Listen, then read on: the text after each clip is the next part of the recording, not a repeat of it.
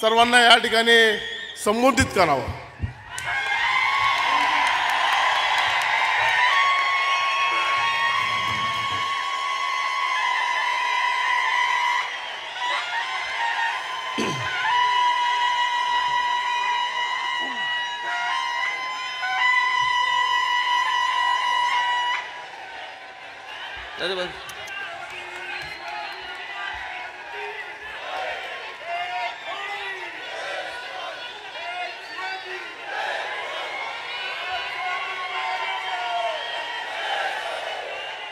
इथे जमलेल्या माझ्या सर्व हिंदू बांधवांनो, भगिनींनो आणि मातांनो,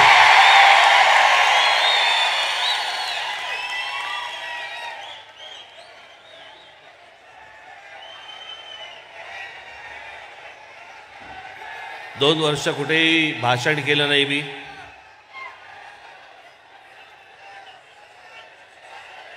मुलाखती दिल्या,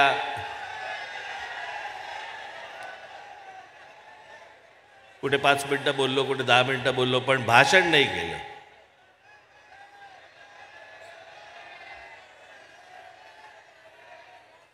दोन वर्षापूर्वी ज्या वेळेला आपण आझाद मैदानवरती मोर्चा काढला होता, ते माझं तेव्हाचं शेवटचं भाषण। आणि त्याच्यानंतर मी 2 वर्ष कुठे काही बोललोच नाही। मी काय बोललो नाही, तुम्ही पण बोलला नाहीत।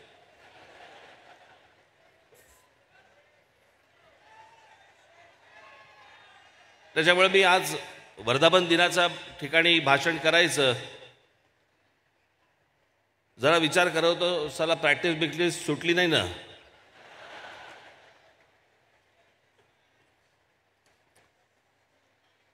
पण आज आपल्या महाराष्ट्र नवनिर्माण सेना पक्षाला 16 वर्ष पूर्ण होत आहेत आणि मी या निमित्ताने तुम्हाला सगळ्यांना शुभेच्छा देतो, धन्यवाद करतो आणि याच्या पुढची आपली वाटचाल आपण जोरात करू ही एक आशा देतो।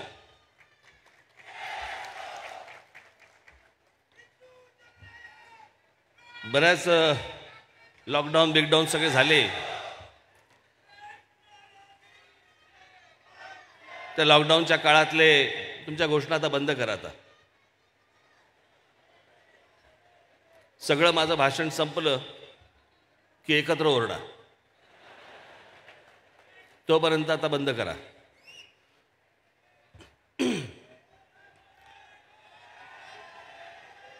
कोणी विचार केला नसेल की या प्रकारचा दिवस, या प्रकारचे दिवस आपण पाहू की रस्त्यावरती सगळा शुकशुकाट आहे, घराच्या घरं घाबरून घरामध्ये बसलेली आहेत, कुटुंबांना समजत नाहीये की आता काय होणार।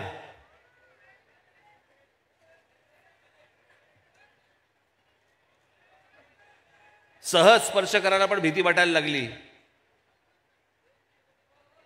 घरातल्या माणसांनी दिलेला पाण्याचा ग्लास उचलावा की न उचलावा इतकं संशयाचं वातावरण सगळं त्या काळात उभं राहिलं।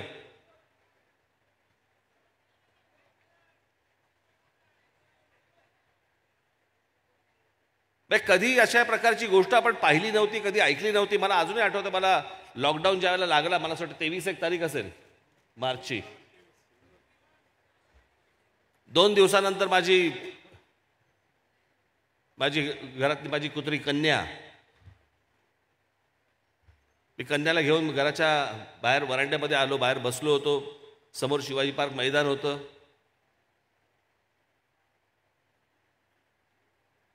आणि मला फक्त पक्ष्यांचे आवाज ऐकू येत होते, मला काहीही दुसरं ऐकू येत नव्हतं। इतकी शांतता मी कधीच अनुभवली नव्हती।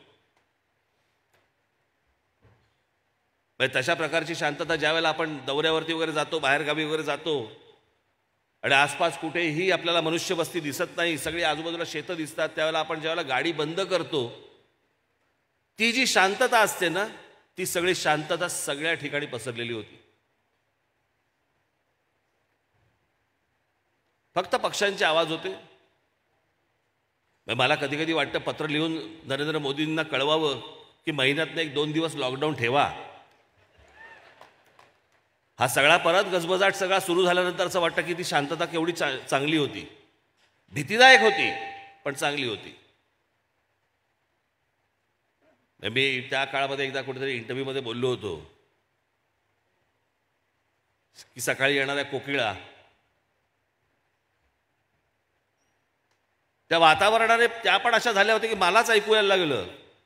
म्हणजे कुहू कुहूच्या ऐवजी कोविड कोविड अशा ओरडत होत्या त्या.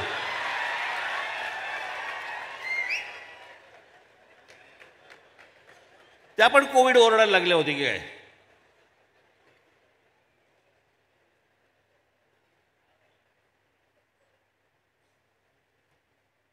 त्या सगळ्या वातावरणामध्ये भीती होती वगैरे सगळं सगळं ठीक आहे, पण कुटुंब जवळ आली. एकमेकांबरोबर जेवायला लागले, एकमेकांबरोबर गप्पा मारायला लागले.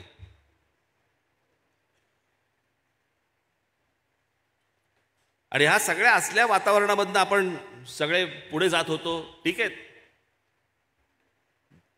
नुसतं काय देशावरचं नव्हतं, जगावरचं संकट होतं. आपल्यावरती तर संकट चालूच होती, चालूच आहेत. माझ्यावरती, आपल्या पक्षावरती सगळी संकट चालूच आहेत. संकटांची एक गंमत असते, संकट ज्या वेळेला येतात ना त्यावेळेला ती हातात हात घालून येतात. जाताना एक एकटी जातात, त्याच्यामुळे वेळ लागतो. येताना हातात हात घालून धुमाकूळ घालत येतात, ती तुम्हाला समजत नाही. ती माझ्याही आयुष्यामध्ये आली, पक्षाच्याही आयुष्यामध्ये आली, सगळं झालं. पण असले प्रसंग येत असतात. ह्या प्रसंगातनं घाबरून डरून न जाता हे प्रसंग आपल्याला काहीतरी शिकवत असतात. एवढा फक्त ह्याच्यातनं विचार करायचा असतो की ह्यातनं आपण काय घेतलं, काय.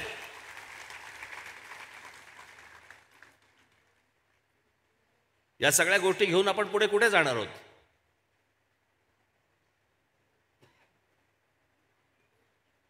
मी खास करून तुम्हाला सगळ्यांनाच इथे आज जमलेले आहेत ते टेलिव्हिजन चॅनलवरनं बघत असलेले माझे हजारो माझे महाराष्ट्र सैनिक, त्यांचं कुटुंब, मी त्यांना धन्यवाद देतो की याही काळामध्ये तुम्ही माझ्याबरोबर राहिलात.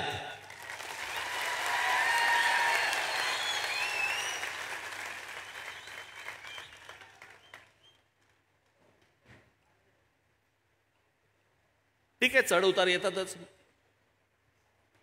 मी माझ्या एका भाषणामध्ये बोललो होतो ना,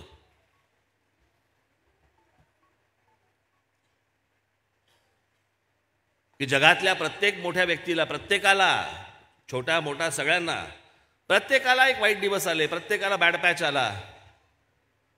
एकच व्यक्ती ज्यांनी कधी वाईट काळ नाही पाहिला, जेव्हापासून आयुष्य सुरू केलं, जेव्हापासून करिअर सुरू केलं, ग्राफ इथून जो सुरू झाला तो असाच्या असा, आणि त्या म्हणजे आमच्या लता दिदी.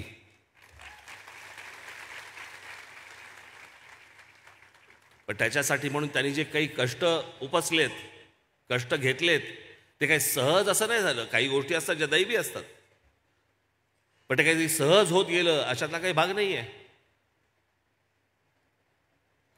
त्या दिवशी मला मागे एकदा मी त्यांच्याशी बोलत बसलो असताना कशात तर दिवस काढले त्यांनी, पण त्या मला सांगा होत्या की राज, माझे म्हणे आमचे बाबा ज्यावेळेला गेले, मास्टर दीनानाथ मंगेशकर, घरातली मोठी मुलगी मी, मोठी म्हणजे किती, 13 वर्षाची, बाकी सगळी भावंड 2-2 वर्षांनी लहान. काही काही वेळेला, म्हणजे माझ्याकडे ती रेकॉर्डेडच आहे, काही काही वेळेला तर रात्री आम्हाला परिस्थिती अशी असायची की सकाळी जेवणार आहोत का रात्री जेवणार आहोत. आणि कित्येकदा तर असं व्हायचं म्हणे आम्ही सकाळी जेवायचो नाही आणि रात्री म्हणे माई, म्हणजे त्यांची आई, प्रत्येकाच्या वाटीमध्ये कुरमुरे ठेवायची. तेवढे कुरमुरे खाऊन आम्ही झोपायचो.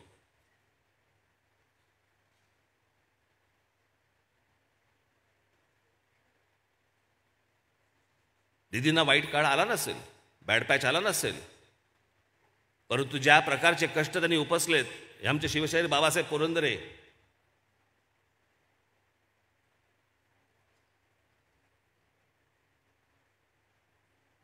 सॉफ्ट टार्गेट बनवलं त्यांना, सॉफ्ट टार्गेट.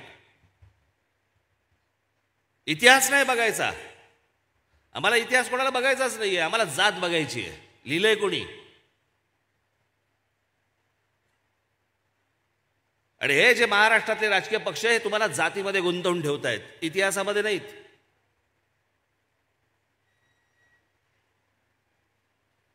काय कष्ट घेतले या माणसाने. शिवाजी असं नुसतं नाव आलं, हा माणूस उठून निघून जायचा तिकडे की काहीतरी सापडेल, महाराजांबद्दल काहीतरी सापडेल, काहीतरी मला मिळेल, मी काहीतरी लोकांना दाखवू शकीन, सांगू शकीन.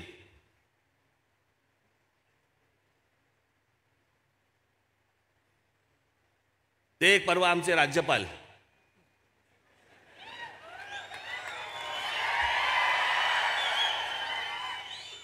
काही समज बिमज काय आहे का. मी जर त्यांना पहिल्यांदा जेव्हा भेटायला गेलो, बघितलं ना कसं आहे ते.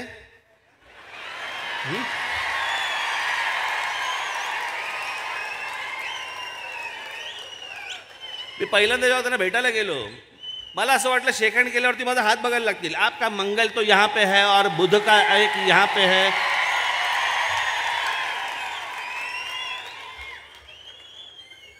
कुडबुडे ज्योतिषी असतात ते का. तुमचा काय संबंध आहे का. तुम्हाला काय कळतं का शिवाजी महाराज, रामदास स्वामी तुम्हाला काय माहिती आहे का.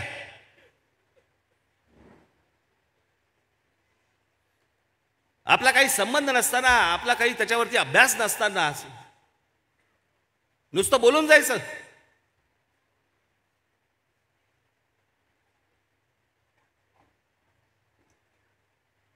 ना छत्रपतींनी आजपर्यंत कधी सांगितलं रामदास स्वामी माझे गुरु होते, ना रामदास स्वामींनी कधी सांगितलं कुठच्याही पत्रात नाही की छत्रपती शिवाजी महाराज माझे शिष्य होते. नुसती भांडणं लावायची, ज्याच्यातनं एकाचं शौर्य कमी करायचं आणि एकाची विद्वत्ता कमी करायची. त्यातनं आम्ही बोध काय घेणार नाही की रामदास स्वामींनी काय लिहिलंय. रामदास स्वामींनी आमच्या शिवछत्रपतींबद्दल जे लिहिलंय ना, माझ्या घरात लावलंय मी.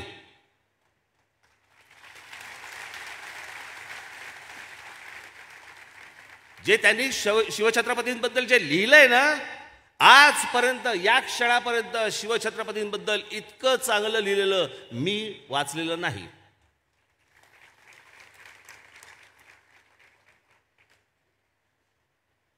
आज आत्ता काढा, परत घरी जाल त्याला परत काढा, कॉम्प्युटरवरती काढा तुमच्या.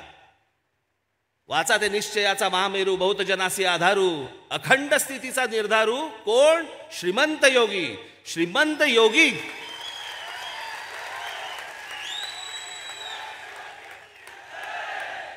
आमच्याकडे योगी सापडतच नाही. धाड पडली ना ईडीची की कळतं श्रीमंत आहे.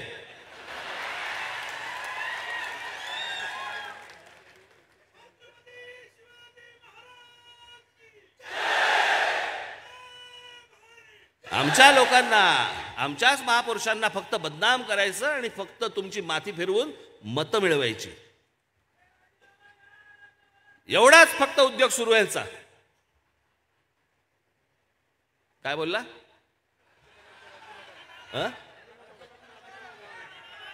राज्यपाल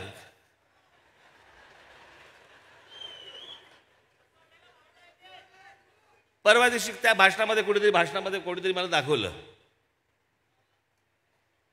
महात्मा ज्योतिबा फुले आणि सावित्रीदेवी फुले यांच्याबद्दल बोलते. इतने छोटे छोटे थे, कैसे शादी हो गई मेरे को पता नहीं. अहो तेव्हा लहानपणी व्हायची लग्न, तुमचं अजून नाही झालं.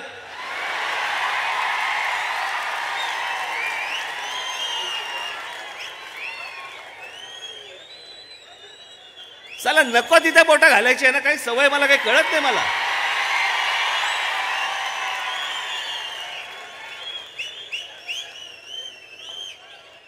आणि मग सगळे बाकीचे आहेतच.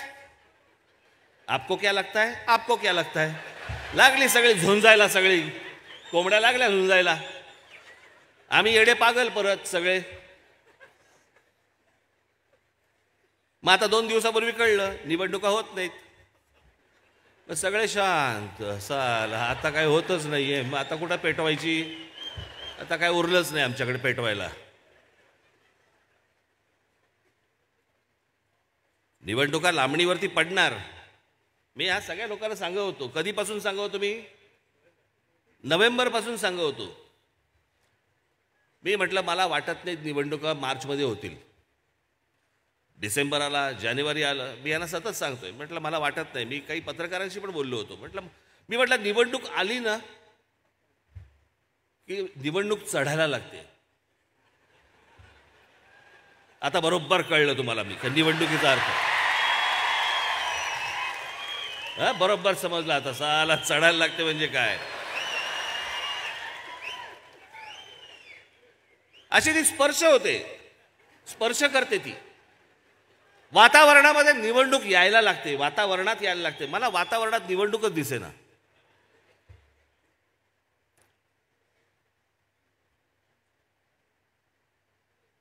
आमच्या ओबीसी समाजाचं कारण पुढे केलं, त्यांची मोजणी करायची आहे वगैरे वगैरे. सगळं झूट. याला घ्यायच्याच नव्हत्या. मला कोणाच्या वैयक्तिक आयुष्याबद्दल मला काही देणं घेणं नाही. कोणाच्या काही काय म्हणतो त्याला आरोग्याविषयी मला काही त्याच्याबद्दलही काही बोलायचं नाही आहे. मुख्यमंत्र्यांची तब्येत चांगली नाही आहे, मला मान्य आहे. त्याच्याबद्दल पण मला काही बोलायचं नाही आहे. पण खरं कारण ते आहे,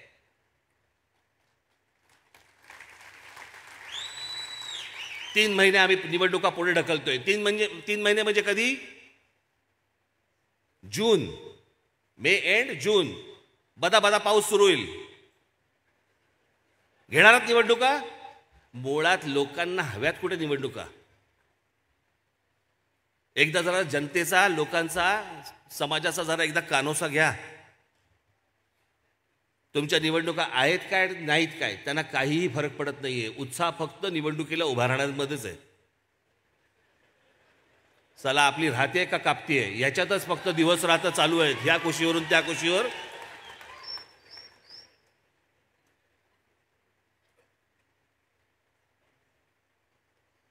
कित्येकांना निवडणूक लढवण्यामध्ये पण इंटरेस्ट नसतो. नुसतं फक्त सांगा साहेब की तुला तिकीट देतो, बस कमाईला सुरुवातच करतो.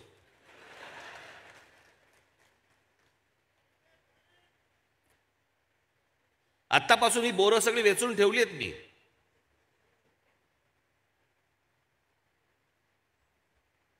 पण ह्या निवडणुका होऊच नाहीत, प्रशासक नेमावा, म्हणजे दोन्ही बाजूनी विन विन सिच्युएशन. सरकार पण हातामध्ये,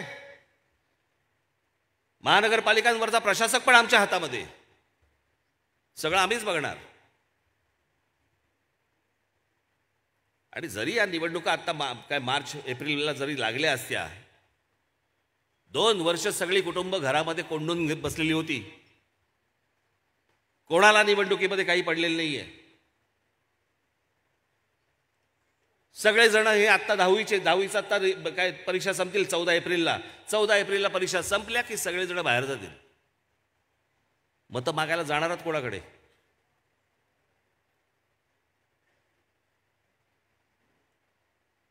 सगळे बाहेर निघून जाणार.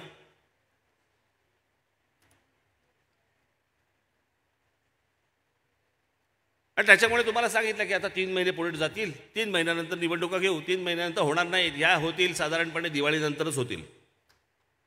यात टाळी वाजवण्यासारखं काहीच नव्हतं. यात खरं तर फटाके वाजवण्यासारखं होतं.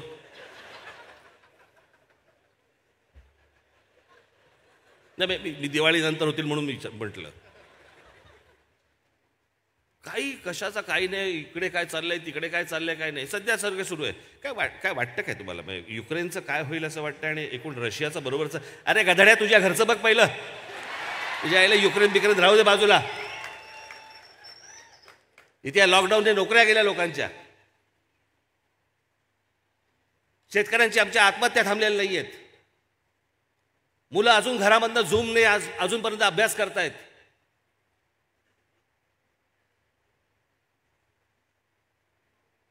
जे क्रीडांगणावरती जाऊन खेळायचं वय आहे त्या वयामध्ये घरात बसलेत.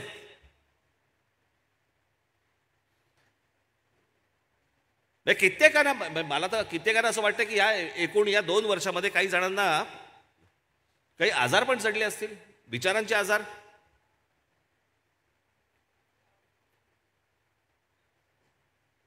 काय वेळेला मला कोणीतरी ते क्लिप दाखवतात.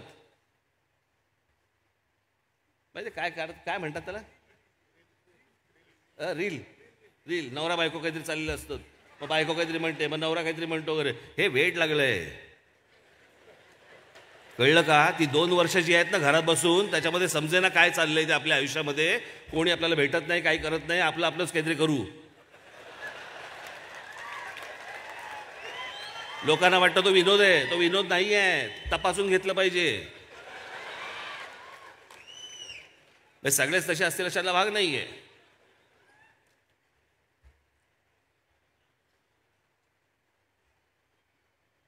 पण इतक्या सगळ्या वेगवेगळ्या स्थित्यंतरामधनं काही हाताला सरळ काही दिसत नाहीये, लागत नाहीये, अशी परिस्थिती. मी इतकी वर्ष राजकारणात आहे. प्रत्यक्ष राजकारण, त्याच्या अगोदर ज्यावेळेला मी व्यंगचित्र करत होतो त्यावेळेला व्यंगचित्र, राजकीय व्यंगचित्र करत होतो, त्याच्यामुळे त्याचं ते एक राजकारण तेव्हा होतंच. मी अशी परिस्थिती कधीही बघितलेली नाही.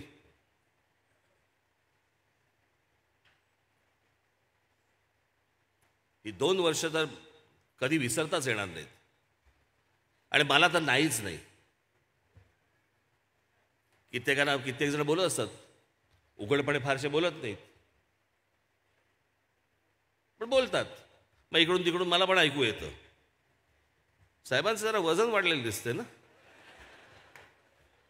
बोलता की नाही,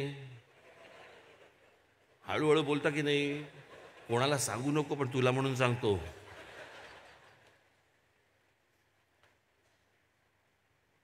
दीड वर्षापूर्वी माझा टेनिस खेळता खेळता हात फ्रॅक्चर झाला. तो फ्रॅक्चर तुम्हाला 4 महिने माझे त्याच्यात गेले. त्याच्यामुळे एक्सरसाइज माझा बंद झाला. नंतर माझ्या पायाचं एक छोटं ऑपरेशन झालं. त्याची रिकव्हरी साधारणपणे त्यांनी काहीतरी 12 महिने वगैरे सांगितली आहेत रिकवर व्हायला. त्याच्यामुळे तिथे एक्सरसाइज थांबला, या बाजूने एक्सरसाइज थांबला, या बाजूने हे नाही थांबलं,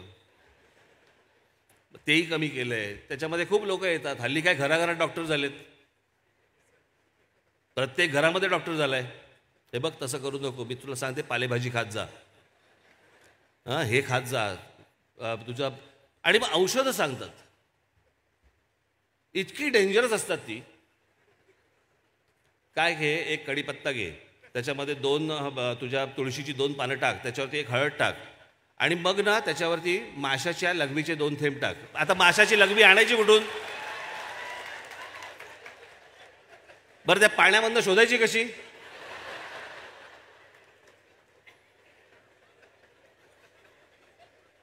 प्रत्येकाला काहीतरी एक डॉक्टरी साक्षात्कार झालाय.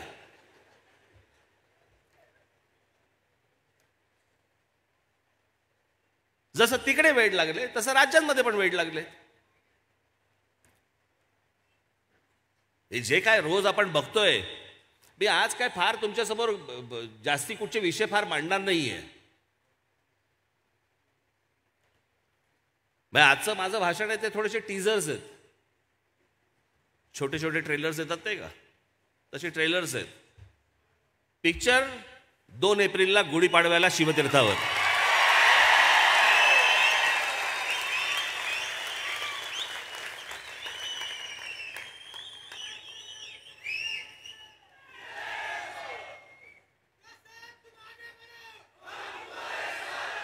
काय चाललंय राज्यामध्ये मला कळत नाही. मला सत्ताधारी म्हणतात आम्हाला संपवायला निघालेत, विरोधी पक्ष म्हणतात आम्हाला संपवायला निघालेत, मग उरलं कोण?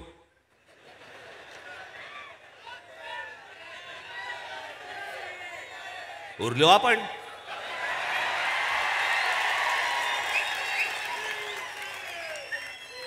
वीट आला लोकांना. मी अशा प्रकारची गोष्ट कधी सत्ताधारी विरोधी पक्ष मी कधी आजपर्यंत कधी बघितली नाही. काय प्रकारचे आरोप करतायत, टेलिव्हिजन चॅनलवरती काय शिव्या काय देत आहेत, काय बोलतायत, कुठची भाषा. महाराष्ट्रामध्ये राजकारणामध्ये येणाऱ्या भविष्यातल्या पिढ्या काय काय पाहतायत, काय त्यांना वाटेल राजकारण असंच असतं,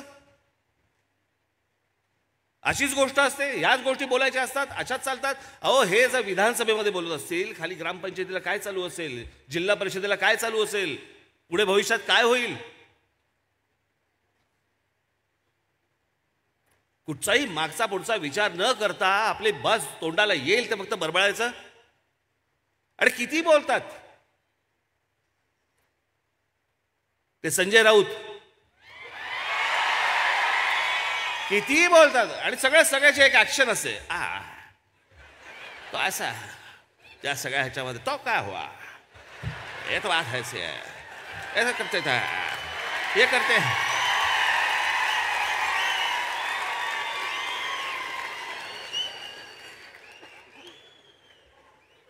चॅनल लागलं की हे सुरू, कॅमेरा हटला, हा बाकी काय चाललंय, सगळं व्यवस्थित एकदम व्यवस्थित वगैरे. मग हे कुठून आलं ऍक्शन?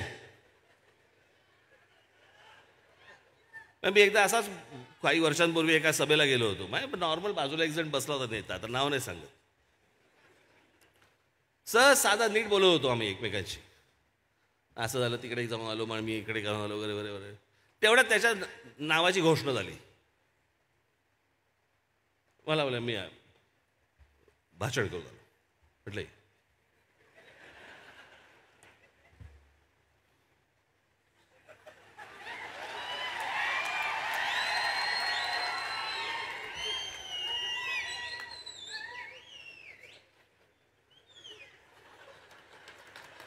आज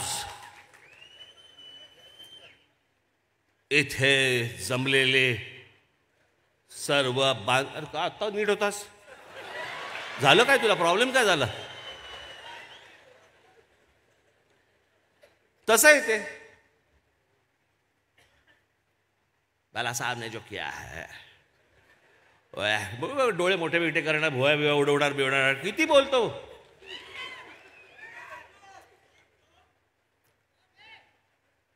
आणि प्रश्न बोलण्याचा नाही, आपण काय बोलतो आहोत, कसं बोलतो आहोत. भविष्यातल्या महाराष्ट्राच्या पिढ्या बघतायत, पाहतायत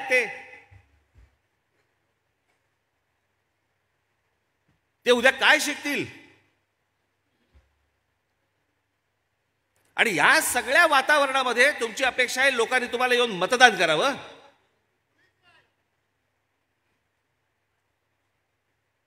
कोणी महिलांच्या प्रश्नावरती बोलतंय, कोणी नाही. जे विद्यार्थी घरी राहिलेले आहेत त्यांच्या शालेय जीवनाचं काय होणार आहे माहीत नाही. जी मुलं कॉलेजमध्ये आहेत त्या मुलांचं काय होणार आहे कल्पना नाही. ते पास झाल्यावर त्यांच्या नोकऱ्यांचा प्रश्न कसा सुटणार आहे त्याच्यावरती कोणी बोलतंय, कोणी नाही. त्यांनी शहरात यायचंय का ग्रामीण भागामध्ये राहून त्यांनी शेती करायची आहे त्याच्यावर कोणी बोलत नाही. आमच्या महाराष्ट्रामधली एसटी सुरू होणार की नाही एसटी सुरू होणार याच्याबद्दल कोणाला चिंता नाही. चिंता काय, एकमेकांवर रेट टाकतायत. लोकांना काय देणं घेणं. मी तुम्हाला खरं सांगतो, सत्य परिस्थिती सांगतो.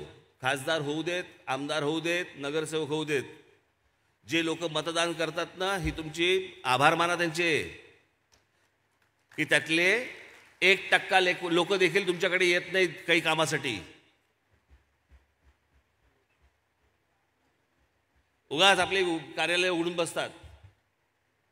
फलाना ढिमका संपर्क कार्यालय. कोण करणार संपर्क? का करायचं तुला संपर्क?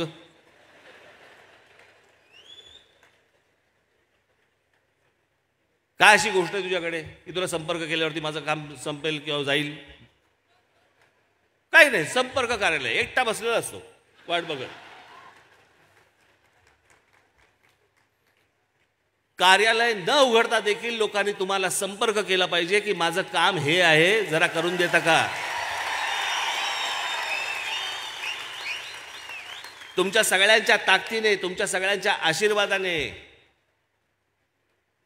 ज्यावेळेला या राज ठाकरेच्याकडे, ज्यावेळेला महाराष्ट्रामधनं जेव्हा लोक येतात आणि सांगतात ना की आमची अडचण ही आहे, आमचा प्रश्न हा आहे, जरा सोडवा, सरकारकडे जात नाहीत, आपल्याकडे येतात.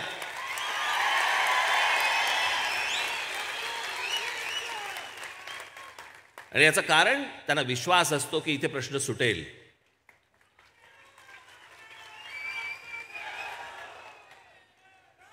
मला असं वाटतं की ही जी 16 वर्ष जी आपण बोलतो आहोत ना, पक्षाला 16 वर्ष पूर्ण झाली, ही लोक ज्या विश्वासाने आपल्याकडे येतात की माझी अडचण ही आहे, संपर्क कार्यालय असं न थाटून देखील जेव्हा लोक आपल्याकडे येतात की माझा प्रश्न हा आहे, माझ्या मुलाच्या नोकरीचा प्रश्न आहे, माझ्या मुलीच्या ॲडमिशनचा प्रश्न आहे, माझ्या नोकरीचा प्रश्न आहे, हे ज्यावेळेला एका विश्वासाने ज्यावेळेला तुमच्या आमच्याकडे ज्यावेळेला लोक येतात ना, मला असं वाटतं 16 वर्षातली आपली ही कमाई आहे.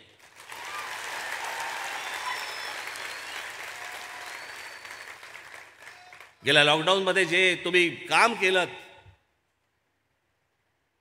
माझ्याकडे त्याच्याबद्दल आभाराला शब्द नाहीत.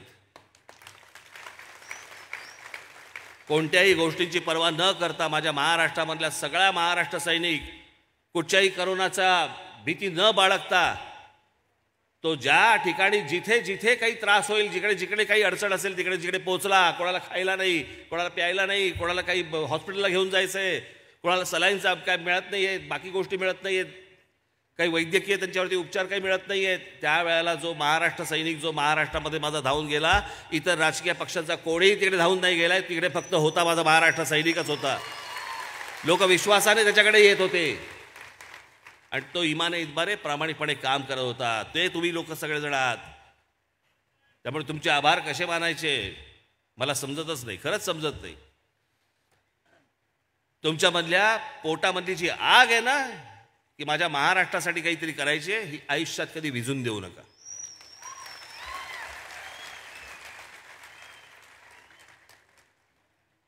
पुढचे अनेक टप्पे आपल्याला पार करायचे आहेत, अनेक पल्ले आहेत, अनेक गोष्टी करायच्या आहेत. मला असं वाटतं आता या पुढच्या काही दिवसांपासून माझ्या सगळा फेरफटका सुरू होईल. अनेकांच्या घरी मी मध्यंतरी गेलो, जेवलो. अनेकांच्या घरी जायचं आहे अजून. मी ठरवलेलंच आहे की ज्या ज्या वेळेला तिकडे जाईन त्यावेळेला आपले कोणी तिथले जे कोणी पदाधिकारी असतील त्यांच्या घरी जेवणार.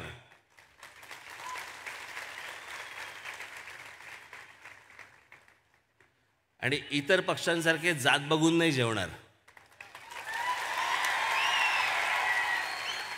मला जात समजत नाही, मला जात कळत नाही, मी जात बघत नाही, मी जात मानत नाही. मला त्यातली गोष्टच समजत नाही, मला दुसरी गोष्ट कळत पण नाही ती. आणि माझ्या मते माझे सहकारी म्हणून तुम्ही देखील असेच असले पाहिजेत.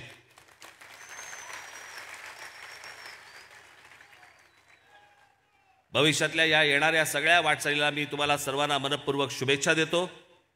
21 मार्च, या 21 मार्चला शिवजयंती आहे. आत्ता तारखेने साजरी झाली, आता तिथीने आहे.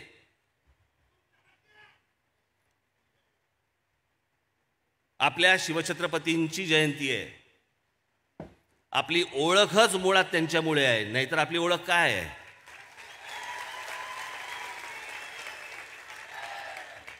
आम्ही कोण आहोत? आपण ज्यावेळेला सांगतो की आम्ही मराठी आहोत,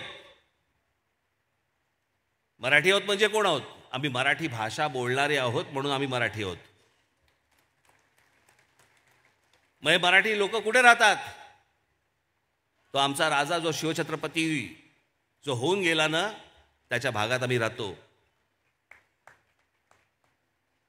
ज्याचा विचार मारण्यासाठी म्हणून या भूमीवरती राज्य करणाऱ्या औरंगजेबाला देखील इकडे 27 वर्ष काढायला लागली ना, तो शिवाजी नावाचा विचार जो आहे ना, त्या विचारांच्या भूमीत आम्ही राहतो.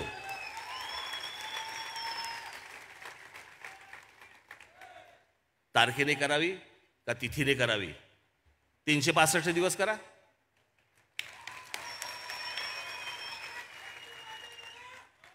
ज्याला ज्या वेळेला वाटेल त्यावेळेला करा. तिथीने का करतोय?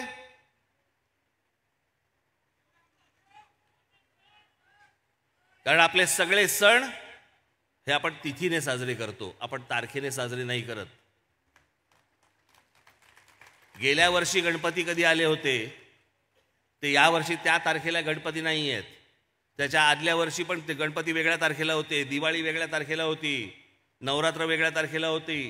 प्रत्येक सण हा आपला तिथीनुसार साजरा होतो. हा माझ्या राजाचा जन्मदिवस आहे, तो माझा सण आहे, तो जन्मदिवस नाही आहे कोणाचा तरी,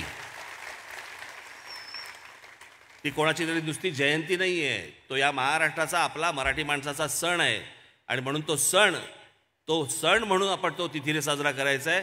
21 तारखेला आपण सर्वजण महाराष्ट्रभर धूमधडाक्यामध्ये शिवजयंती साजरी करावी याची एक आशा अपेक्षा आपल्या सगळ्यांकडनं बाळगतो. 2 तारखेला गुढीपाडवा आहे.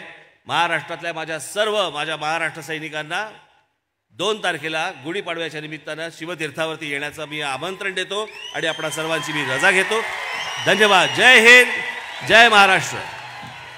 या ठिकाणी कार्यक्रम संपण्यापूर्वी या कार्यक्रम पूर्ण होण्यासाठी आपल्याला ज्यांनी सहकार्य केलं, पुणे महानगरपालिका असेल, पोलीस प्रशासन असेल, पत्रकार असेल, प्रिंट मीडिया असेल, इलेक्ट्रॉनिक मीडिया असेल, आरोग्य विभाग असेल, सर्वांना धन्यवाद देतो. या ठिकाणी चित्रपट सेनेने या ठिकाणी सांस्कृतिक कार्यक्रम आपल्याला दिला होता, त्यांनाही धन्यवाद देतो. आणि या ठिकाणी सर्वांना विनंती करतो की राष्ट्रगीत होईल आणि त्यानंतर हा या ठिकाणी कार्यक्रम संपेल.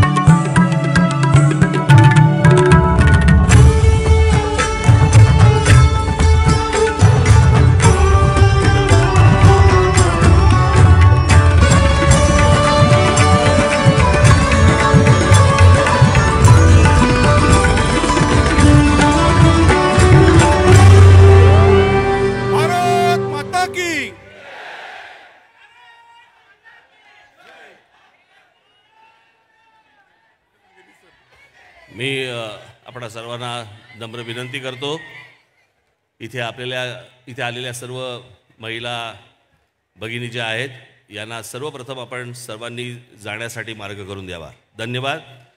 इथून जाताना आपण सगळेजण घरी जाताना व्यवस्थित नीट गाड्या चालवत, फारसा मध्ये हॉल्ट न घेता, मध्ये न थांबता आपण आपापल्या घरी व्यवस्थित नीट पोचाल अशी एक आशा अपेक्षा बाळगतो. धन्यवाद.